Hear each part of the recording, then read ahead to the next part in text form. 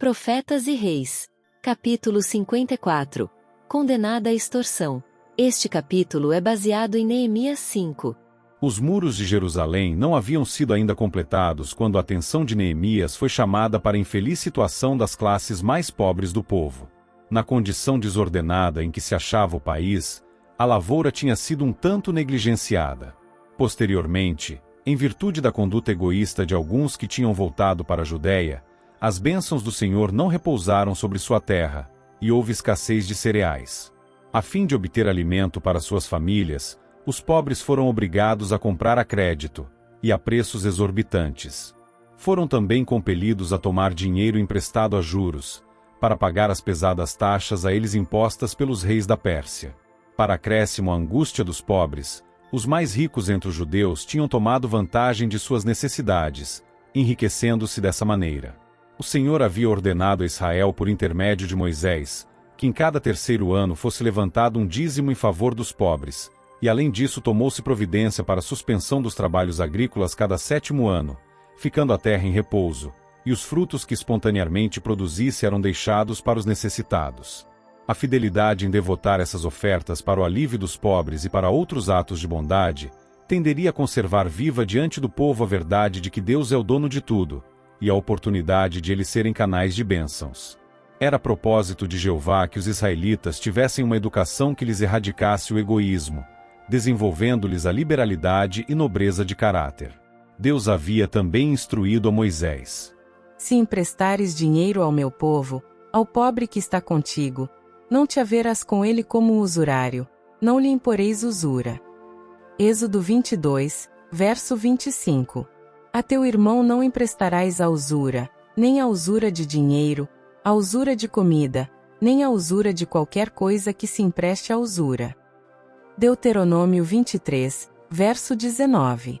Em outra ocasião ele havia dito: Quando entre ti houver algum pobre de teus irmãos, em algumas das tuas portas, na tua terra que o Senhor teu Deus te dá, não endurecerás o teu coração, nem fecharás a tua mão a teu irmão que for pobre, antes lhe abrirás de todo a tua mão, e livremente lhe emprestarás o que lhe falta, quanto baste para a sua necessidade. Pois nunca cessará o pobre do meio da terra, pelo que te ordeno, dizendo: livremente abrirás a tua mão para o teu irmão, para o teu necessitado, e para o teu pobre na tua terra. Deuteronômio 15, versos 7, 8 e 11. Nos tempos após o retorno dos exilados de Babilônia, os judeus ricos tinham ido diretamente contra esses mandamentos. Quando os pobres foram obrigados a tomar emprestado a fim de pagar tributo ao rei, os ricos lhes haviam emprestado dinheiro, mas mediante altos juros. Lançando hipoteca sobre as terras dos pobres, haviam gradualmente reduzido os infortunados devedores à mais profunda pobreza. Muitos tinham sido forçados a vender seus filhos e filhas como escravos, e parecia não haver esperança de que sua condição melhorasse, nem possibilidade de redimirem a seus filhos ou suas terras, nem qualquer outra perspectiva diante deles que não sofrimento sempre crescente, com perpétua carência e cativeiro. No entanto, eles eram da mesma nação, filhos do mesmo concerto, como seus irmãos mais favorecidos. Afinal, o povo apresentou sua condição a Neemias: Eis que sujeitamos nossos filhos e nossas filhas para serem servos, e até algumas de nossas filhas são tão sujeitas que já não estão no poder de nossa mão, e outros têm as nossas terras e as nossas vinhas. Ouvindo Neemias desta cruel opressão, sua alma se encheu de indignação. Ouvindo eu, pois, o seu clamor, e estas palavras, ele diz: muito me enfadei. Neemias 5, versos 5 e 6. Ele viu que se quisesse ter êxito em derribar o opressivo costume de cobrança, precisava tomar posição decidida ao lado da justiça. Com característica energia e determinação, entregou-se à tarefa de levar alívio a seus irmãos.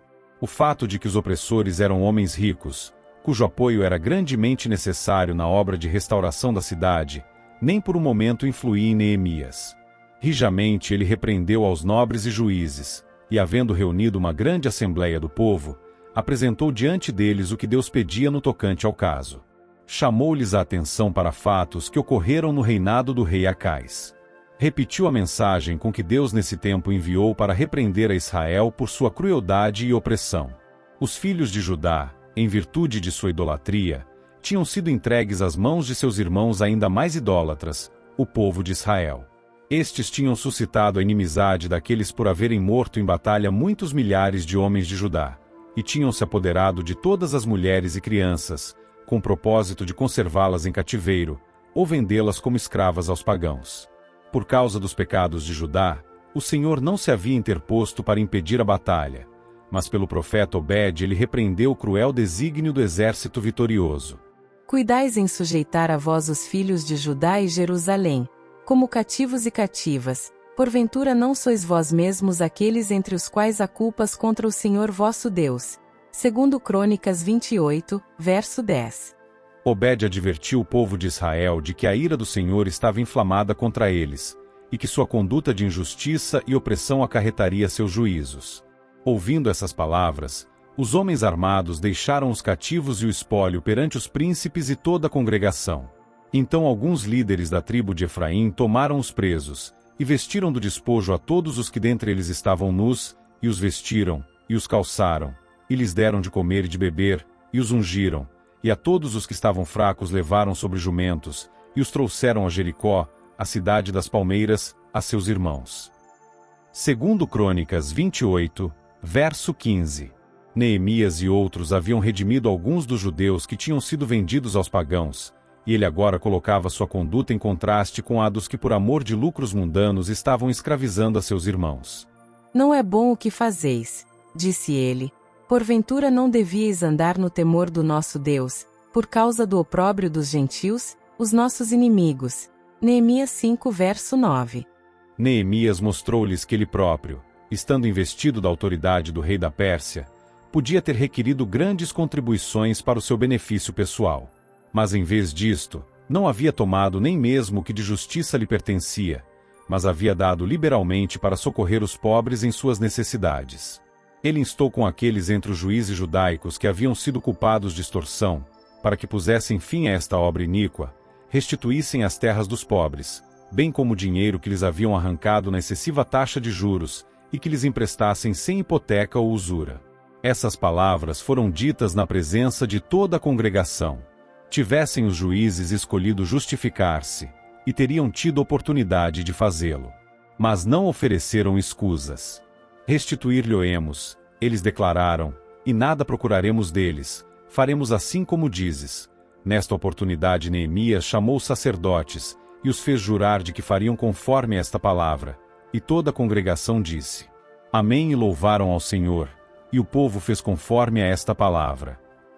Neemias 5, versos 11 e 12. Esse relato nos ensina uma importante lição. O amor do dinheiro é a raiz de todo o mal. 1 Timóteo 6, verso 10. Nesta geração, o desejo de ganho é paixão dominante.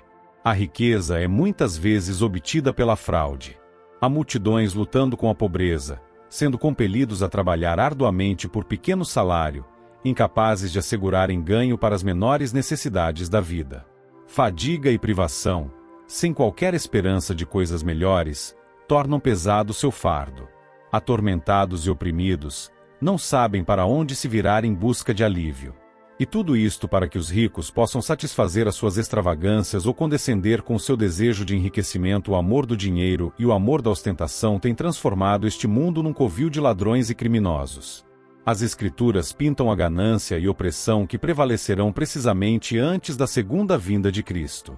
Eia, pois agora vós, ricos, escreve Tiago, entesourastes para os últimos dias. Eis que o jornal dos trabalhadores que ceifaram as vossas terras, e que por vós foi diminuído, clama, e os clamores dos que ceifaram entraram nos ouvidos do Senhor dos Exércitos. Deliciosamente vivestes sobre a terra, e vos deleitastes, cevastes o vosso coração como num dia de matança. Condenastes e matastes o justo, ele não vos resistiu. Tiago 5, versos 1 e 3 a 6. Mesmo entre os que professam estar andando no temor do Senhor, há alguns que estão agindo outra vez segundo o curso perseguido pelos nobres de Israel. Estando em seu poder proceder assim, eles pedem mais do que é justo, tornando-se opressores. E porque a avareza e perfídia se veem na vida dos que levam o nome de Cristo, porque a Igreja conserva em seus livros os nomes dos que ganharam suas posses pela injustiça, a religião de Cristo é tida em desonra. Extravagância, excessos e extorsões estão corrompendo a fé de muitos e destruindo sua espiritualidade.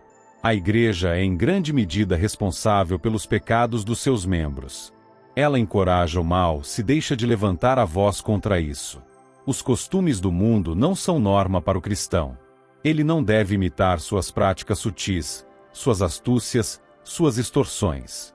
Todo ato injusto para com o próximo é uma violação da regra áurea. Cada erro praticado em relação aos filhos de Deus é feito ao próprio Cristo na pessoa de seus santos. Toda tentativa de tirar vantagem da ignorância, fraqueza ou infortúnio de outrem é registrada como fraude no livro Razão do Céu. Aquele que sinceramente teme a Deus preferiria antes labutar dia e noite e comer o pão da pobreza, a condescender com a paixão do ganho que oprima a viúva e o órfão, ou prive o estrangeiro do seu direito. O mais leve afastamento da retidão quebra as barreiras e prepara o coração para a injustiça maior.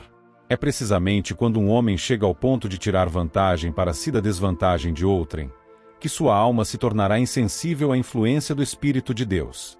O ganho obtido a tal preço é uma terrível perda. Nós éramos todos devedores à justiça divina, mas nada possuíamos para pagar o débito. Então o Filho de Deus, que de nós teve piedade, pagou o preço de nossa redenção. Ele se fez pobre para que por sua pobreza fossemos enriquecidos. Mediante obras de liberalidade para com os seus pobres, podemos provar a sinceridade de nossa gratidão pela misericórdia a nós estendida. Façamos bem a todos, o apóstolo recomenda, mas principalmente aos domésticos da fé. Gálatas 6, verso 10. E suas palavras estão em harmonia com as do Salvador. Sempre tendes os pobres convosco. Marcos 14, verso 7. Tudo o que vós quereis que os homens vos façam, fazei-lo também vós, porque esta é a lei e os profetas. Mateus 7, verso 12.